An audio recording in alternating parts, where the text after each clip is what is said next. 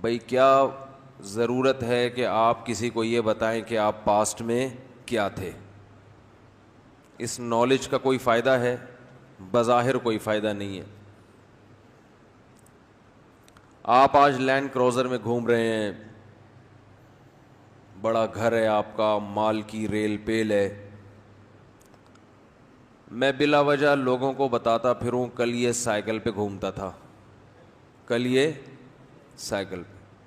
تو آپ کو غصہ آئے گا، یار کیا ضرورت ہے پول پٹیاں کھولنے کی، میں سائیکل پہ گھومتا تھا، میں ٹانگے پہ گھومتا تھا، میں پیدل جاتا تھا، میں W11 میں لٹک کے جاتا تھا، تو کیوں مجھے ایکسپوز کر رہے ہو؟ کیوں دنیا کے سامنے مجھے بتا رہے ہو؟ تو بظاہر یہ کوئی اچھا کام نہیں. لیکن یہ والا کام اللہ نے قرآن میں بہت کیا ہے کہ تم کیا تھے.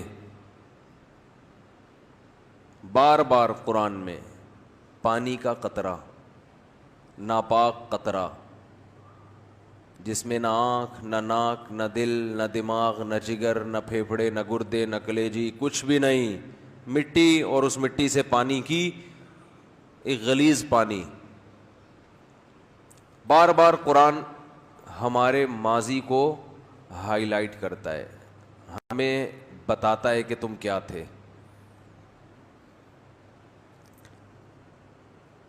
یہ اس لیے بیان کرتا ہے کہ جو شخص ماضی سے جس کا لنک نہیں ہوتا، رشتہ نہیں ہوتا، اپنا ماضی کیسا تھا بھول جاتا ہے تو وہ اترانے لگتا ہے، وہ اپنی اوقات بھول جاتا ہے. ایک عام آدمی جو لینڈ کروزر میں گھوم رہا ہے، بڑا گھر ہے اس کا، اللہ کا دیا، بہت ہے، بہت کچھ ہے اس کے پاس، اسے جب آپ اس کا ماضی یاد دلائیں گے، تم سائیکل پہ تھے، تم ٹانگے پہ تھے، اور لوگوں کے سامنے، تو اسے غصہ آئے گا، اور یہ ایک فضول حرکت ہوگی. جو تھا نا، اب کیا ضرورت ہے. لیکن ایک آدمی لینڈ کروزر پہ گھوم رہا ہے اور سائیکل والوں کی توہین کر رہا ہے. بات آ رہی ہے سمجھ میں کہ نہیں آ رہی؟ بڑی گاڑی میں جاتا ہے اور جہاں کوئی سائیکل والا آتا ہے، تمسخر کے ساتھ، مذاق کے ساتھ ہارن دے کے اس کا مذاق اڑاتا ہے، اسے تنگ کرتا ہے، اوئے ہٹو، دیکھتے نہیں ہو کون آ رہا ہے. بدتمیزی سے بات کرتا ہے، W11 کی انسلٹ کرتا ہے. W11 کا پتہ چل ہی گیا ہوگا اب تو بہت سے لوگوں کو. جو W11 میں لٹک کے جا رہے ہیں، بیٹھ کے جا رہے ہیں، ان کی توہین کرتا ہے. یہ دیکھو، ان کو سفر کرنے کی تمیز نہیں ہے.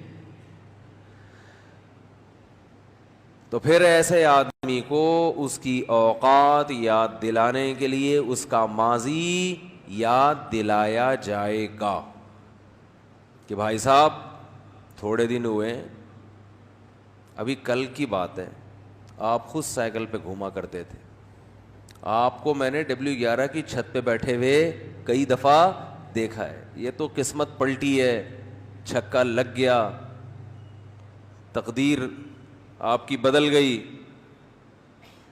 اور آج آپ جو ہے نا وہ بڑے شاہانہ آپ کی زندگی ہے، بڑے لینڈ لارڈ بنے ہوئے ہو.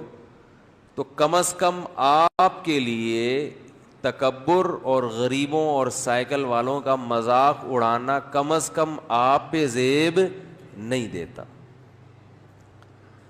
اب یہ ماضی یاد دلانا، کسی کو اس کا پاسٹ یاد دلانا، یہ عین انصاف ہوگا کہ نہیں ہوگا؟ کیونکہ یہ ایک ایسی خبر ہے، یہ ہے تو نیوز، جس خبر میں ایک آرڈر چھپا ہوا ہے. میں نے آپ کو ایک مرتبہ تفصیل سے یہ بات بتائی تھی کہ وہ خبر جس میں کوئی آرڈر نہ ہو، وہ خبر برائے خبر ہوتی ہے، اور وہ ایک فضول کلام ہوتا ہے جو اللہ پہ کے لائق نہیں ہے. جیسے ہم کسی کو آ کے خبر دیں، اب آپ بیٹھے ہوئے ہیں، میں آپ کو آ کے بولوں کہ بھائی انڈے مہنگے ہو گئے ہیں، اب آپ کہو مولوی صاحب کیا ہو گیا یار، کیا بات انڈے مہنگے ہو گئے، تو کیوں بتا رہے ہو ہمیں انڈے مہنگے ہو گئے؟ میں کہوں ایسے اس لیے تاکہ آپ کی نالج میں اضافہ ہو. تو آپ کہو گے نا یہ اس نالج میں اضافہ کر کے کیا کرنا ہے بھائی، انڈے مہنگے ہو گئے سستے ہو گئے تو کیا کروں؟ کوئی انڈوں کا بزنس کر رہا ہو تو اس کو بتایا جائے کہ انڈے مہنگے ہو گئے ہیں لہذا آپ بھی اپنا ریٹ بڑھا دو. تو یہاں آرڈر چھپا ہوا ہے نا کہ ریٹ کیا کرو، بڑھا دو. تو ہر وہ خبر جس میں کوئی آرڈر چھپا ہوا ہوتا ہے وہ خبر کا بیان کرنے والا ایک حکمت والا آدمی سمجھا جاتا ہے، عقل مند آدمی سمجھا جاتا ہے. اور وہ خبریں جس میں کوئی آرڈر نہ ہو تو ایسی خبروں کو بیان کرنے والا بے وقوف اور احمق. اور وہ خبریں جس میں غلط آرڈر چھپا ہوا ہو ایسی خبروں کو بیان کرنے والا یہ فسادی ہے. یہ صرف بے وقوف نہیں ہے بلکہ بے وقوف سے بھی اوپر کی چیز ہے. جیسے ہمارے اخبار اور جو ہماری نیوز ایجنسیز ہیں ان میں سے بہت سے لوگ ایسی خبریں بیان کرتے ہیں جن میں نہ صرف یہ کہ کوئی آرڈر نہیں ہوتا بلکہ آرڈر ہوتا ہے تو غلط آرڈر. خودکشی کی خبروں میں کیا آرڈر چھپا ہوا ہے؟ فلاں کی شادی نہیں ہوئی تو بھاگ کے لٹک گئی مر گئی، تو اس میں کیا آرڈر ہے؟ اس نیوز سے آپ کو کیا فائدہ ہوا بھائی؟ فائدہ یہ ہوا یہ ایکو ختم نہیں ہو سکتا، ایکو ہو رہا ہے، میری آواز بار بار لوٹ کے مجھے ہی آ رہی ہے. تو اس خبر میں کہ فلانی بھاگی گھر سے، ابا نے شادی نہیں کی اس کی فلاں جگہ تو وہ کھمبے سے لٹک کے یا چپک کے، لٹک کے تو نہیں ہوتے چپک کے ہوتا ہے. اب یہ بھی دیکھو خبر ہے جس میں غلط آرڈر چھپا ہوا ہے کہ آئندہ لٹکو نہیں بلکہ چپکنے کو فوکس کرو. فوکس کس کو کرو؟ چپکنے کو. لٹک کے کچھ بھی نہیں ہوگا، صحیح. تو ابھی جو خودکشی کی خبریں چلاتے ہیں فلاں نے فلاں پہ تیزاب پھینک دیا. ایک بات خوب سمجھ لیں، ہمارے معاشرے میں اتنی بڑی تقریباً 20 کروڑ کے لگ بھگ آبادی میں اگر ایک غلط واقعہ ہوتا ہے نا اس پہ خبریں بہت چلتی ہیں. اور ان لوگوں کے ہاں جو اپنے آپ کو حقوق انسانیت کے بہت بڑے علم بردار کہتے ہیں ان کے ہاں روزانہ ایسے واقعات ان کے معاشرے کا حصہ ہیں. سمجھ رہے؟ وہ اس کو نمایاں نہیں کرتے، لیکن ہماری ایک جو ہے نا وہ شاعر نے کہا ہے نا، وہ قتل بھی کرتے ہیں تو چرچا نہیں ہوتا، ہم آہ بھی کرتے ہیں تو ہو جاتے ہیں بدنام. ہم تو صرف آہ کر رہے تھے، اس پہ آپ کو تکلیف ہوئی، آپ نے پورا اخبار میں ہمارے خلاف مضمون لکھ دیا، اور فلاں تو اتنا انسانوں کا قاتل ہے اس کو کوئی پوچھنے والا ہی نہیں ہے. تو اللہ تعالیٰ نے بھی ایک خبر ہمیں دی ہے کہ تم کیا تھے، پانی کا ایک قطرہ. پہلے مٹی، کوئی حیثیت نہیں تھی تمہاری، تو یہ بھی ایک خبر ہے نا. تو پہلی بات یہ خبر ہمیں کیوں دی جا رہی ہے؟ اگر ہم بالکل ٹھیک ٹھاک زندگی گزار رہے ہیں تو ہمیں اس خبر کے دینے کی ضرورت نہیں تھی. اور بھائی ایک آدمی جتنا بھی اچھی زندگی ہو اس کی، آپ اس کو ماضی کی یاد دلانے کا کیا فائدہ؟ مجھے لوگ بتاتے رہتے ہیں کہ وہ فلاں تاجر دیکھ رہے ہو مفتی صاحب آج بڑا بنا پھرتا ہے، کل سائیکل پہ گھومتا تھا. تو میں کہتا ہوں آپ کو یا تو اس کی تکلیف ہو رہی ہے کہ آپ ابھی تک سائیکل پہ کیوں ہیں. بھائی گھومتا ہے تو اللہ کا شکر ادا کرو یار، اللہ نے اس کو دیا، اللہ تمہیں بھی دے. اس میں یہ کیا کہ یہ پہلے ایسا تھا تو اب ایسا ہے، تو چھوڑو، کیا کرنا ہے تم نے بھائی، جیسا بھی تھا ہمیں کیوں بتا رہے ہو؟ یہ منفی سوچ ہوتی ہے نا کہ تکلیف ہو رہی ہے. تو اللہ تعالیٰ ہمیں ہمارا ماضی بتاتے ہیں، تم یہ تھے، تم یہ تھے، تم یہ تھے، تم یہ تھے. ہم بھی اللہ سے پوچھ سکتے ہیں اللہ ہم کیوں بتا رہے ہم کیا تھے؟ ماں کے پیٹ میں قرآن کہتا ہے فَخَلَقْنَا الْعَلَقَةَ مُضْغَةً، تم ایک گندے خون کا بدبودار لوتھڑا تھے، گندا مس کیریج ہو جاتا ہے نا, کتنی بدبو ہوتی ہے اس بچے کے اندر جب بچہ بنا نہیں ہوتا. علقہ لٹکا ہوا گوشت, سڑا ہوا بدبودار.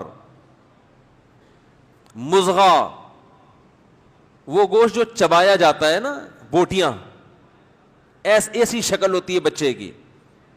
علقہ, مضغہ, اور پھر اس میں اللہ نے عظام, ہڈیاں بننا شروع ہوئی.